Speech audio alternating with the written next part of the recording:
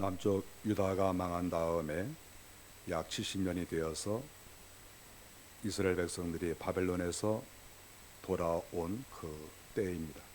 이때 스가랴 선지자가 있었는데 아주 수 높은 그러한 선지자입니다. 하나님께서 스가랴 선지자에게 무려 8개의 아주 의미 있는 환상을 보여주셨습니다. 그런데 그 환상 가운데 오늘 본문은 4번째 환상이라고 볼 수가 있습니다. 이스라엘 백성들이 가나안 땅에서 돌아오고 나서 아직도 정착을 제대로 하지 못하고 성전도 또 회복하지 못하고 무엇인가 어수선한 그런 가운데 있었습니다.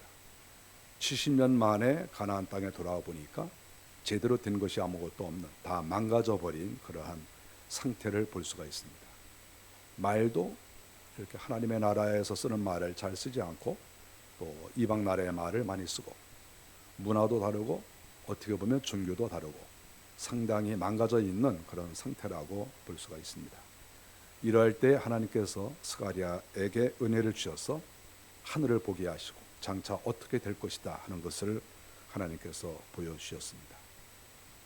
특별히 이 상황은 예루살렘에 돌아와서 예루살렘에 무너진 성전을 재건을 해야 되는 그러한 상황입니다. 이스라엘 백성들은 가나안 땅에 돌아와서, 즉 예루살렘에 돌아와서 속한 실내에 무너진 성벽을 다 쌓아 올리고 성전도 재건해야 되는데 무려 16년 동안 하지 못했습니다. 16년이라고 하는 세월이 짧은 세월이 아니죠. 그동안에 자기들끼리 갈등을 느끼고 이래야 된다 저래야 된다 서로 다투고 싸우다가 아무것도 하지 못하는 그러한 억울한 16년의 세월을 보냈습니다. 바로 이러한 때 하나님께서 스가랴에게 환상을 보여주셨습니다. 하나님의 나라는 항상 혼자서 일할 수가 없습니다.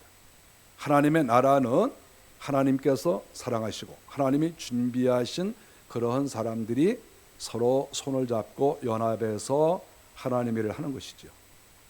가정이라고 하는 것도 아주 소규모 공동체이지만 혼자서 이 가정을 잘 꾸려나가기가 어렵습니다. 교회도 역시 마찬가지입니다. 교회도 혼자서 이 일을 다 해나가는 것이 아니고 하나님께서 기뻐하시는 그러한 사람들이 서로 연합하고 기도하고 마음을 같이 해서 교회 공동체를 이끌어가는 것이죠. 하나님의 나라도 마찬가지고 국가도 마찬가지고 그러한 것이죠. 하나님께서 이스라엘 나라의 가장 우두머리라고 말할 수 있는 그러한 세 사람, 저는 이 세 사람을 보면서 삼총사다 이렇게 생각을 합니다. 하나님께서 먼저 당시에 이 왕과 같은 이러한 존재는 당시 총독이었는데 이 총독은 스룹바벨이었습니다. 왕과 같은 사람이죠. 그런데 이 총독을 스룹바벨을 하나님이 세우셨고 또 제사장은 여호수아였습니다. 오늘 본문에 등장하는 여호수아. 그러면 선지자는 누군가? 바로 오늘 본문에 나오는 스가랴 선지자라고 하는 것이죠. 그래서 하나님의 나라는 왕과 제사장과 선지자 이러한 세 가지 직책이 서로 돕고 협력하고 했을 때 하나님 나라가 온전해지는 것이죠. 아무리 선지자가 훌륭해도 왕이 부족하면 나라가 제대로 될 수가 없죠. 왕이 아무리 능력이 있어도 종교를 담당하는 제사장이 제대로 되어 있지 않으면 그 나라가 하나님께 복을 받기가 어렵습니다. 어떤 것도 마찬가지죠. 선지자의 직책은 무엇이겠습니까?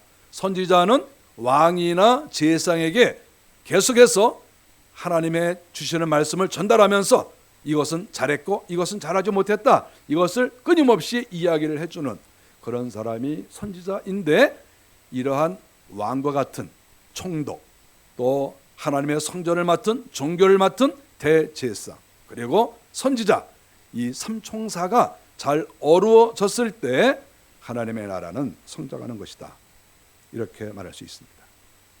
저는 이 세 사람이 상당히 궁금합니다. 그래서 이 먼저 오늘 본문을 이렇게 기록한 스가랴 선지자는 누굴까 그랬을 때 스가랴는 원래 제사장 가문 출신인데 이또의 손자다, 이렇게 성경이 기록하고 있습니다.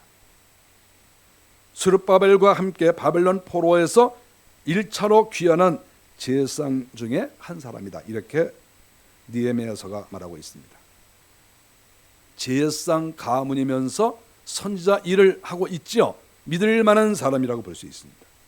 총독 스룹바벨은 누구이겠습니까?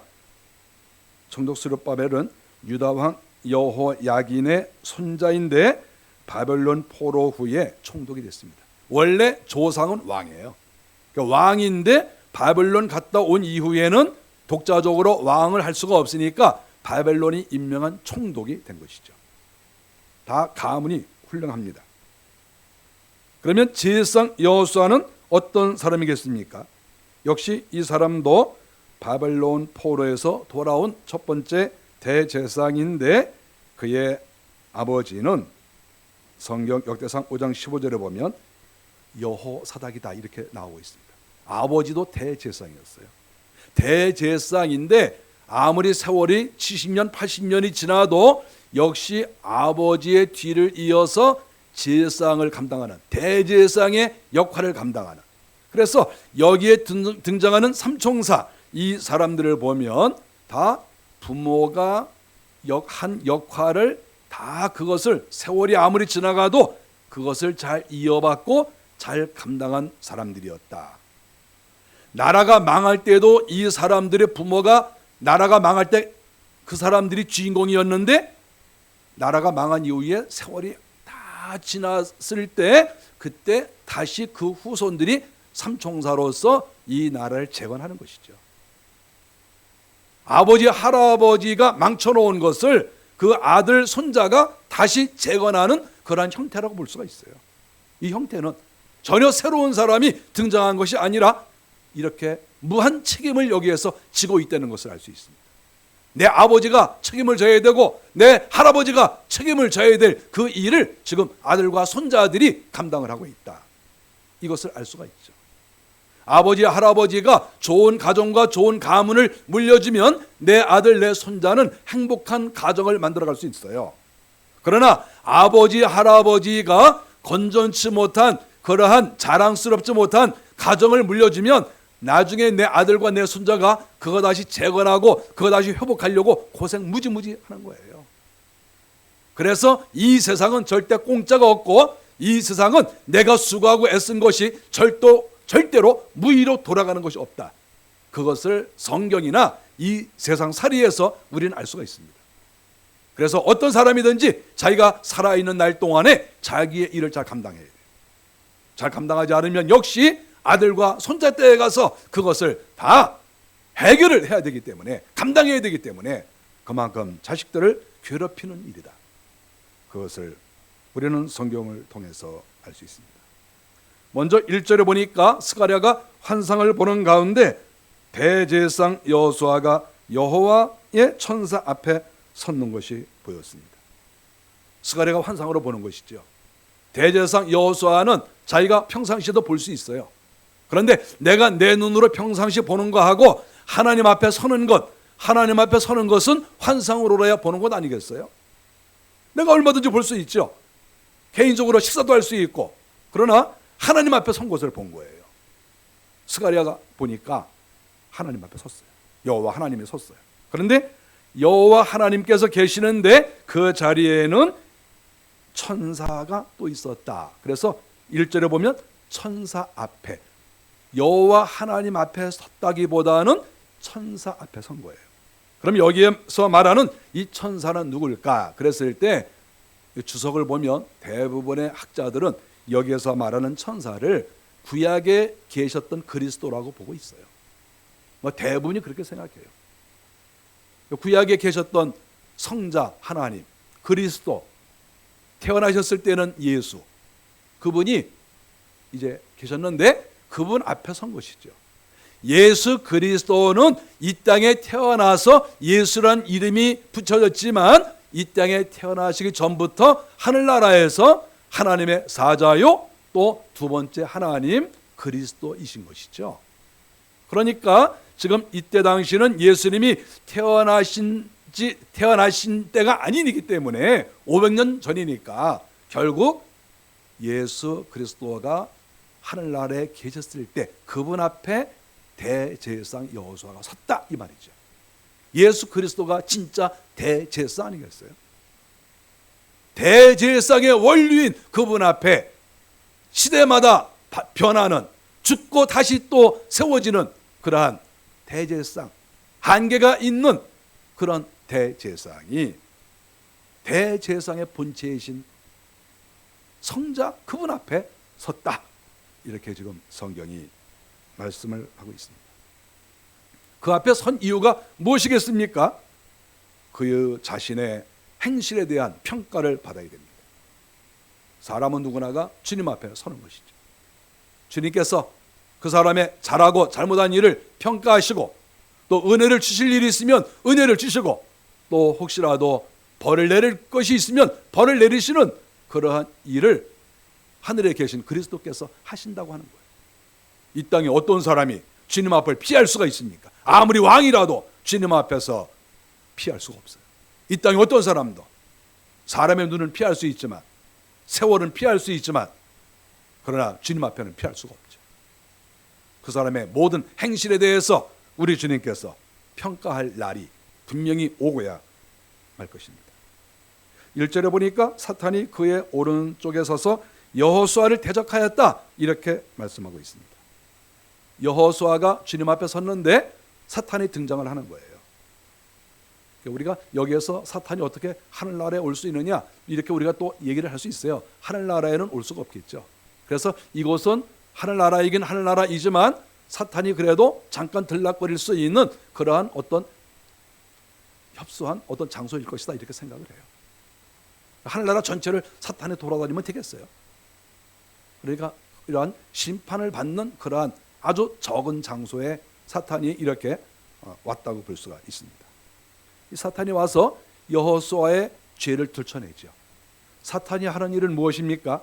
사탄은 항상 사람의 죄를 들춰내고, 그 사람이 어떤 하나님의 일을 할 때, 세상에서 자기의 직분을 잘 감당할 때 감당하지 못하도록 그것을 회방하는 것이죠. 상처를 주고, 사람을 무기력하게 만들고, 사기를 떨어뜨리게 만들고, 죄를 들춰내서 꼼짝달싹하지 못하게 하고, 하나님 앞에 미움을 받게 하고, 사탄이 하는 일은 항상 그런 것입니다. 물론 모함도 하겠죠. 죄가 조금 있는데 그 죄를 부풀려서 하나님께 고발을 할 수도 있다고 하는 것이죠. 여기서 사탄이 대적을 했다, 이렇게 말했습니다. 좋은 모양새가 아니죠. 사탄은 대적을 했습니다. 우리가 여기에서 이제 조금 생각을 해볼 것은, 여기서 대적이라는 말, 사탄이 여호수아를 대적했다, 이런 말이 나오는데 히브리어 원문에 보면 재미있습니다. 히브리어 본문은 사탄도 히브리어로 사탄이라고 써 있어요. 그런데 사탄이 여호수아를 대적했다 그러지 않습니까? 근데 히브리 원문에서는 대적했다 했을 때 그 대적도 사탄이에요. 아주 재미있습니다. 그러니까 우리나라에서 이 성경을 번역할 때 사탄이 대적했다, 이렇게 번역했는데 실상 직역을 만일 한다고 하면 사탄이 사탄 짓을 했다, 이렇게 말하는 게 더 좋습니다. 그런데 우리가 이해할 때 사탄이 사탄 짓을 했다 그러면 사탄이 무슨 짓을 했을까, 이런 생각도 좀 할 거 아니겠습니까? 그런데 여기에서 이 분위기는 대적을 한 것이지요. 그래서 번역을 할 때 사탄이 여호수아를 대적했다, 이렇게 번역을 한 것으로 저는 이렇게 추측을 합니다. 그러나 원래 직역을 하면 사탄이 사탄 짓을 했다, 이렇게 번역하는 것이 더 좋을 것으로 저는 생각합니다. 왜냐하면 원어가 그래요. 똑같이 다 사탄이라고 써 있어요. 그러니까 이 사탄이 사탄 짓을 하는 거예요. 사탄은 사람들이 있는 장소에 가든지 하나님 앞에 있든지, 지금 하늘나라에 여호와 하나님도 계시고 또 성자 하나님도 계시지 않습니까? 그런데 그 앞에서도 사탄 짓을 하는 거예요. 사탄은 하나님이 계시든 예수 그리스도가 계시든 누가 계시든 상관없이 사탄 짓을 하는 거예요. 그러니까 사탄은 교회에서도 사탄 짓을 하고 어디에 있든지 사탄은 사탄 짓을 하는 거예요. 이것을 어떻게 막을 수가 없어요. 오늘 성경이 그렇게 사탄이 여호수아를 대적했다, 이렇게 말씀하고 있습니다. 여호수아의 잘못된 것, 여호수아의 허물, 그의 실수, 그의 연약한 것, 이거 다 하나님 앞에 다 내놓으면서 하나님께서 여호수아를 대제사장으로 삼으시고 뭐 이렇게 하시지만 실상 이 사람은 자격이 없어요. 여호수아 뭐 별거 아닙니다. 내가 이 죄 내가 다 알아요. 몇 살 때 몇 살 때 무슨 죄 짓고 몇 살 때 무슨 죄 짓고 다 이렇게 하나님께 고발을 하였다. 이렇게 성경이 말씀을 하고 있습니다. 하나님께서 사탄이 하는 말을 들으시고 사탄을 책망했습니다. 책망을 하였을 때 하나님께서 왜 거짓말을 하느냐 이렇게 책망하지 않았어요. 우리가 이 성경을 잘 봐야 돼요. 하나님께서 사탄아 너는 거짓말을 하는구나 이렇게 말씀하신 게 아니에요. 이 사탄이 말한 게 맞아요. 말한 게 맞습니다. 사탄이 없는 말을 하겠어요? 다 있는 말 하죠. 그런데 이제 하나님께서는 이 사탄에게 책망을 하시면서 하시는 말씀이 뭡니까? 야, 네가 내 종 대제사장 여호수아를 고발하느냐? 나도 알고 있어. 바로 그겁니다. 하나님이 나도 알고 있어. 내 종이 뭐가 부족해? 나도 알고 있어. 내 종이 무슨 죄 졌다고 지금 너 고발하냐? 나도 알고 있어. 하나님께서 다 알고 계시는 거죠. 하나님 모르실 리가 있어요. 다 알고 계시는 거예요. 다 아시지만 하나님께서 대제사장으로 임명을 하신 거예요. 그래도 내 나라를 위해서 하나님의 백성을 위해서 내가 일하고 봉사하라. 알고 하나님이 하신 거 알고. 그런데 3절에 보니까 그때 여호수아의 모습은 더러운 옷을 입고 그리스도 앞에 서 있었습니다. 더러운 옷을 입고. 하나님께서 내가 다 안다 그랬는데 하나님 말씀이 뭡니까? 불에서 꺼낸 그슬린 나무가 아니냐. 대제사장에 대해서 사탄이 고발을 하는데 하나님께서 그 부분에 대해서 편들지 않으시고 죄가 없다고 말씀하지 않으시고 솔직하게 말하신 거예요. 하나님의 마음. 불에서 꺼낸 그슬린 나무가 아니냐. 그래 네가 말한 거 다 맞아. 그런데 그 모습이 어떻다고? 불에 이제 장작을 넣지 않습니까? 장작을 아궁에다 넣은 거예요. 태워버리려고. 다 불살라 버리려고. 넣었는데 불살라서 이렇게 한참 타고 있는데 아궁이에다가 그 나무를 집어넣은 형태가 있는 나무겠죠. 그래도 이 나무를 집어넣는데 하나님께서 이것은 이스라엘 백성을 그렇게 하셨다는 거예요. 하나님께서 이스라엘을 아궁이 속에 집어넣은 거예요. 쳐놓은 거예요. 이것들은 쓸모가 없어. 내가 그렇게 살아가고 아끼고 그랬는데 뭐 쓸모가 있어요 도대체. 어디다 써먹어 이거. 그래서 하나님께서 아궁에다 집어넣은 거예요. 이스라엘을. 네, 한참 타고 있어요. 한참 타고 있는데 하나님께서 보고 계시다가 또 마음이 좀 변하셨어요. 태우시다. 그래서 하나님께서 그 나무를 꺼내셨어요. 네, 꺼내셔가지고 이렇게 흔들면 이제 꺼지잖아요. 해보셨죠? 태우다가 이렇게 꺼내면 불이 활활 붙어요. 시커매가지고 어떤 건 많이 타서 수처럼 됐어요. 꺼내가지고 흔들고 그다음 만일에 또 잘 안 꺼지면 물 훅 붓고. 하나님께서 그러신 거예요. 사탄아 네 말이 맞아. 내가 내 백성 진짜 마음에 안 들어가지고 내가 아궁이에 쳐놔가지고 불살라서 내가 아주 그냥 완전히 박살을 내버리고 내가 이 땅에서 완전히 죄가 되도록 내가 그렇게 마음을 결심했어. 그런데 70년 지나고 나는데 하나님께서 그래도 내 백성인데 내가 택했는데 그래서 그 죄가 다 있지만 하나님께서 이만큼 탔으면 그래도 좀 회개했겠지. 이만큼 탔으면 태웠으면 됐어. 그리고 하나님이 거기서 이 아궁이에서 꺼내가지고 물 쭉 부셔가지고 이거 꺼놓은 거예요. 이 꺼놓은 거를 하나님이 보고 계시는 거예요. 이렇게. 불에 거슬려가지고 완전히 타버리지는 않은 거예요. 감사하게도. 불에 거슬린 그러한 나무가 아니냐. 그러니까 사탄이 막 고발을 하니까 하나님이 그러시는 거예요. 나도 알아. 내 백성 그래 불에 거슬린 나무야. 시커매. 불에 탄 자족도 있고 나도 다 안다. 하나님께서 이렇게 말씀하셨어요.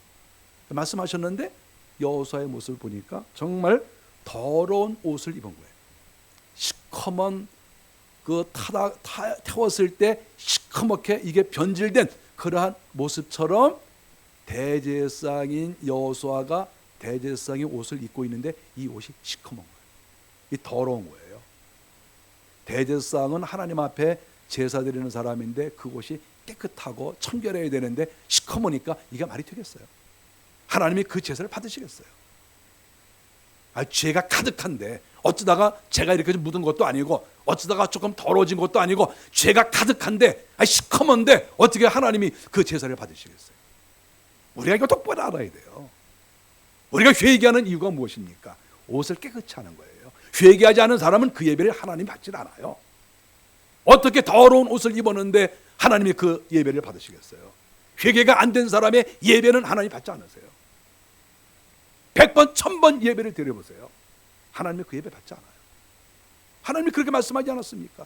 불에 그을린 나무가 아니냐. 보니까 여호수아 대제사장이 옷이 더러워졌어요. 더러운 채로 지금 서 있는 거예요. 더러운 채로 서 있으면 어떻게 해? 대제사장이. 말이 안 되는 얘기 아니겠어요?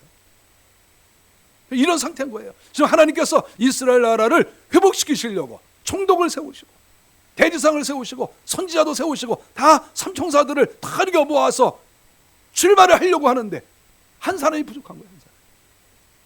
문제는 여호수아 대제사장이 문제가 있는 거예요. 옷이 더러워요. 자격이 없어. 그러니까 문제가 해결이 안 돼요. 하나님께서 일하게 하시는 사람들 중에 이렇게 서로 손을 잡고 잘 나가야 되는데 어떤 사람이 이렇게 회개도 하지 않고 옷을 더럽히면 어떻게 진전이 되겠어요? 지금 여호와의 성전이 무려 16년 동안 이게 미뤄졌어요. 사람들은 왔다 갔다 하는데 성전이 이게 회복이 안 되는 거예요. 왜 그렇습니까? 더러워서요. 문제가 발생한 거예요. 무엇이든지 지연이 되고 무엇이든지 성취가 되지 않는 데에는 이유가 있는 거예요. 그럼 그 이유가 무엇이겠습니까? 오늘 본문에서 말한 것처럼 대제사장 여호수아가 옷이 더러운 거예요. 이것은 여호수아를 가리키기도 하지만 한편으로는 이스라엘 나라 남유다의 백성들도 대제사장이니까 책임을 져야 되겠죠. 그러니까 백성의 죄도 다 끌어안고 있으니까 그 옷이 더럽혀진 것은 대제사장 자기 목도 있고 이스라엘 백성들의 목도 있다는 거예요. 그래서 성전 재건이 이루어지지 않는 거예요. 성전 재건이라는 것은 하나님의 집이에요. 하나님의 집을 더러운 사람은 일으킬 수가 없어요. 어떻게 더러운 자들이 하나님의 집을 일으키겠어요? 어떻게? 그래서 지금 이스라엘은 혼란에 빠져 있는 거예요.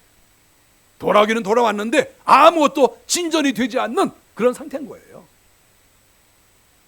가정을 일으키고 교회를 일으키고 나라를 일으키고 어떤 것이든지 공동체를 일으킬 때에는 거기에는 하나님 앞에 회개가 필요한 것이고 청결함이 필요한 거예요.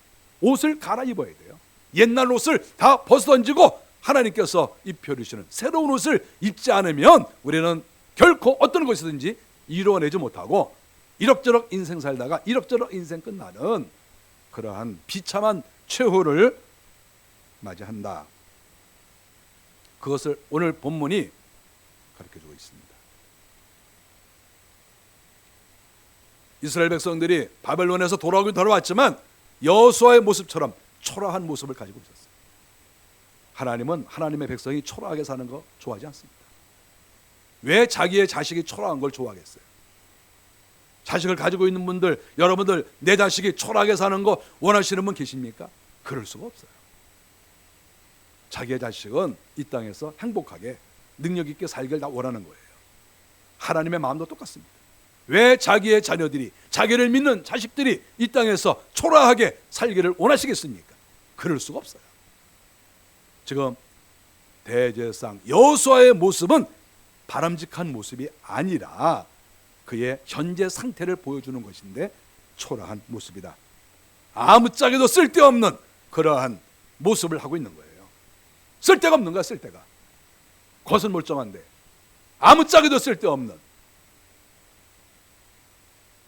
그런 모습을 보이고 있는 거죠. 쓸데가 있어야지 사람을 얻다가.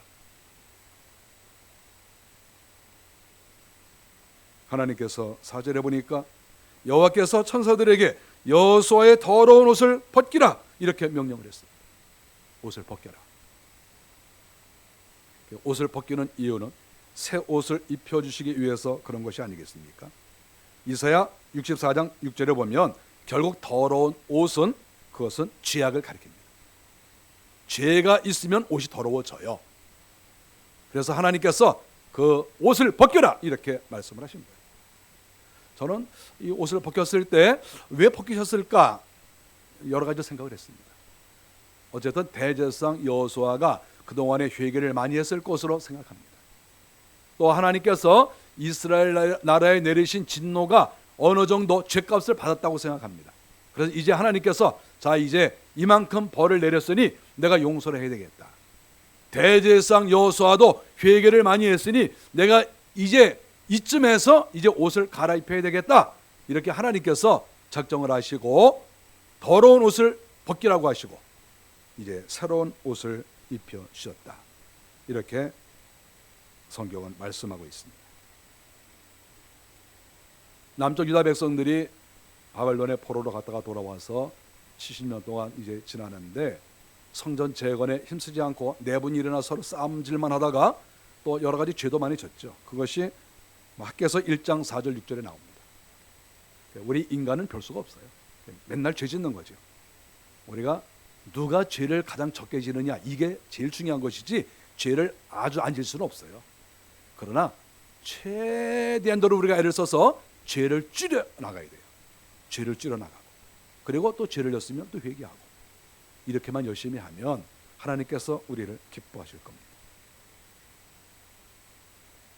하나님께서 그 옷을 바꿔 입혀 주시는데 먼저 여기에서 이 제하여 버린다 이런 말이 나옵니다. 제하여 버린다. 하나님께서 3절에 여호수아가 더러운 옷을 입고 천사 앞에 섰는지라 여호와께서 자기 앞에 선 자들에게 명령하사 그 더러운 옷을 벗기라 하시고 또 여호수아에게 이르시되 내가 내 죄악을 제거하여 버렸으니 옷을 벗겼는데 그것을 제거하여 버렸다 이렇게 말씀하셨어요. 굉장히 기쁜 소식이 아니겠습니까? 그런데 우리가 가만히 생각해 보세요. 여호수아가 회개를 했으니 이런 말도 없고 지금 제가 미리 말씀은 드렸지만 또 이스라엘 백성들이 진노를 받을 만큼 받았다 이런 말씀도 이거는 제가 마음속에 생각하는 것이지만 이 말이 성경에는 기록되어 있지 않아요. 그런데 문제는 하나님께서 여호수아의 그 옷을 더러운 옷을 싹 벗겨 버리시고 새로운 옷을 딱 입혀 주셨는데 여기에서 중요한 포인트가 뭐냐 하면 내 죄악을 제거하여 버렸으니 이 말씀인 거예요. 죄악을 제거하여 버렸다. 이 말씀이 하나님께서 죄를 제거하셨구나. 그런데 죄를 어떻게 제거하였을까? 이렇게 우리가 생각을 할 수가 있습니다. 어떻게 제거해 버렸을까? 근데 우리가 이 본문을 히브리 본문을 다시 한번 보면 여기에서 제하여 버리다라고 하는 이 말은 아바르라고 하는 말인데 원래 이 말은 제거하여 버리다라고 하는 그런 말보다는 전가했다라고 번역하는 게 더 좋아요. 이 말은 무슨 말입니까? 제하여 버렸다. 괜찮아요. 그렇게 번역할 수 있죠. 그런데 이것을 전가해 버렸다 이렇게 말하는 게 더 좋다는 거예요. 전가해 버렸다. 전가는 뭡니까? 이 사람의 죄를 누군가에게 옮겨버리고 이 사람을 깨끗게 하겠다는 거예요. 이게 전가예요. 우리가 여기에서 이 본문을 가만히 보고 있으면 지금 여호와 하나님께서 이 모든 것을 말씀하시지 않습니까? 그리고 옷을 지금 벗기고 갈아입히고 하는 것은 다른 천사들이에요. 근데 그 옆에 누가 있습니까? 마귀하고 예수 그리스도가 계신 거예요. 그런데 이 죄악을 전가했다. 그랬을 때 누구에게 전가했겠어요? 구약에 계신 구약에서 활동하신 여호와의 사자, 본문에서는 천사로 나와 있지만 여호와 사자인데 이분에게 전가했다는 거예요. 죄를 전가한 거예요. 예수 그리스도에게.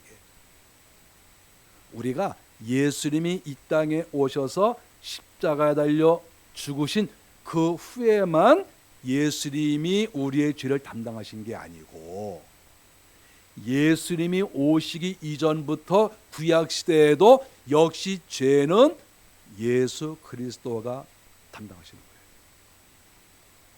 구약의 하나님과 신약의 하나님은 다른 분이 아니에요. 하나님의 구원 원리는 구약과 신약의 차이가 없어요.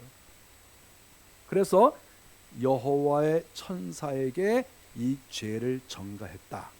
그래서 구약에서 활동하신 예수 그리스도가 여호수아가 입고 있었던 그 옷을 주님께서 가져가신 거예요. 옷을 벗겨버렸으니까 그럼 벗긴 옷이 어디 가겠냐 이거예요. 그 옷을 마귀 주겠어요? 마귀가 다시 입히겠죠. 마귀를 준 게 아니에요. 여호수아의 옷을 벗겨서 이것을 구약에 나타나신 예수 그리스도에게 드리니까 전가했다. 그러니까 예수 그리스도가 그 옷을 받아들이신 거예요. 받아들였어요. 그러면 여호수아가 이제 옷을 필요로 하지 않습니까? 그때 다른 천사들이 와서 여호수아에게 옷을 입혀준 거죠. 그래서 깨끗하게 된 거예요.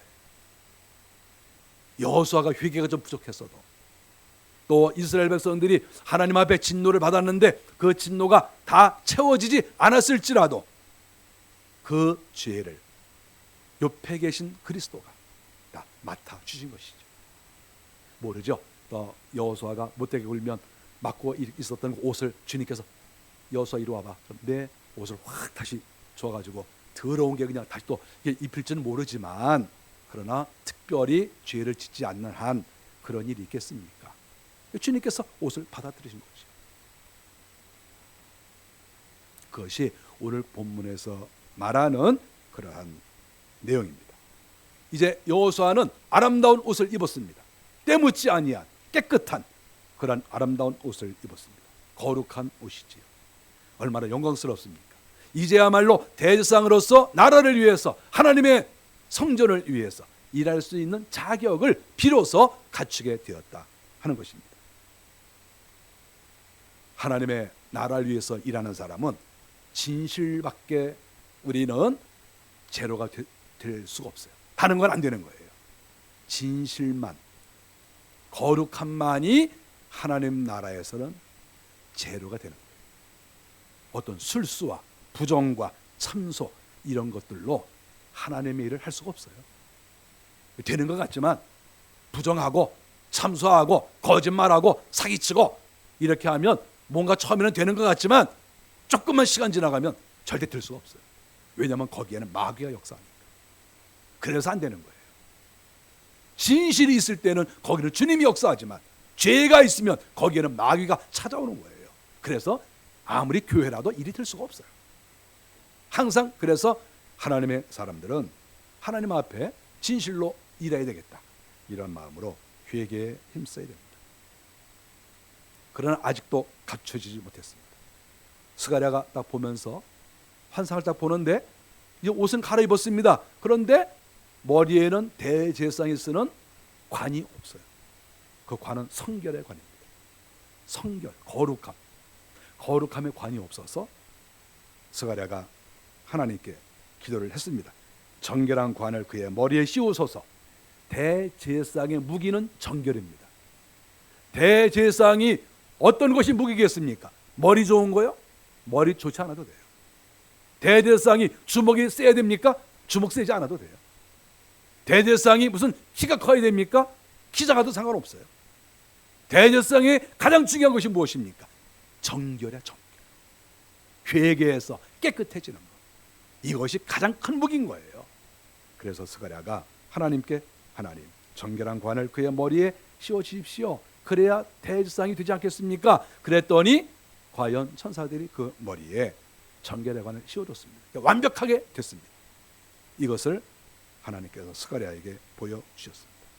드디어 삼총사가 깨끗하게 됐습니다.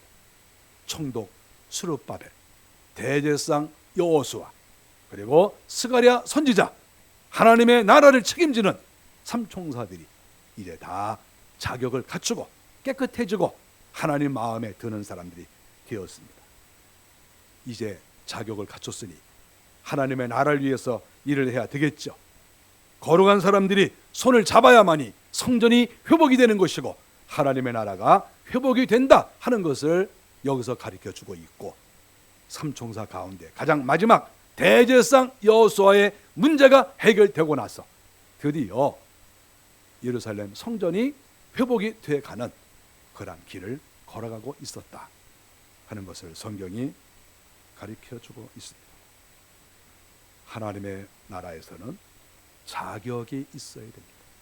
그 자격은 돈도 아니고 힘도 아니고 어떤 외모도 아니고 하나님의 나라에서는 정결한 것입니다.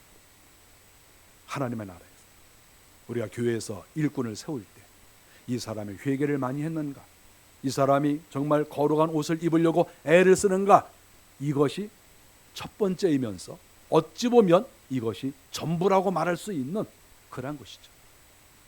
조금 많이 배우지 못했어도, 좀 외모가 조금 부족해도, 뭔가 교양이 약간 떨어지는 것 같아도, 그래도 날마다 회개하고 하나님 앞에 바로 서려고 애를 쓰고 그렇게 한다고 하면 교회에서는 그런 사람이